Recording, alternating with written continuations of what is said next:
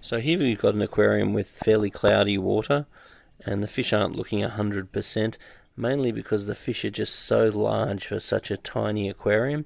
So in a perfect world, you really want to get your fish in an aquarium where they've got some more room to swim around, because the fish produce something like 7 times their own body weight in waste every day, and you need a fair bit of filtration and aeration in order to combat for that sort of waste when the fish are so large. So if these fish were in a 200 litre aquarium, they'd be very happy, but in a little less than 50 litre tank, they really just don't have a lot of room. So ultimately getting them a bigger tank would be the go. But in the meantime, if you do need to keep them in this tank, adding extra aeration would help. So adding a air stone, so we've got better surface agitation, higher oxygen. That'll increase your redox potential, so your water will get clear. And then adding some marine pure cubes or balls to the bottom of the tank would also help to increase the amount of bacteria that we have in the water, so therefore would help to keep the water clear.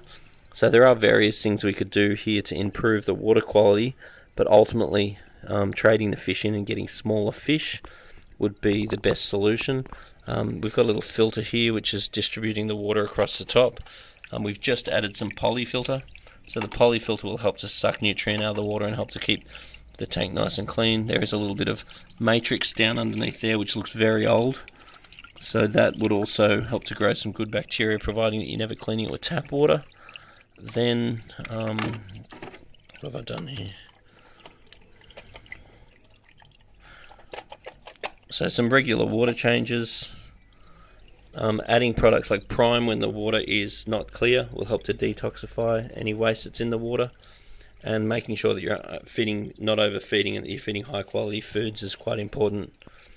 But once again, trying to upgrade your tank or trade your fish in to make sure that you've got appropriately sized fish for the size aquarium is really worth considering. It's not quite as bad if the fish have grown up in the aquarium, which I don't think has been the case here, because if the fish grow up, the fish actually have no concept of their own growth, so therefore don't sort of show any signs of stress or ill health if they've grown to that size within the tank, because that means that the tank has got some ability to support them as they've slowly increased their size.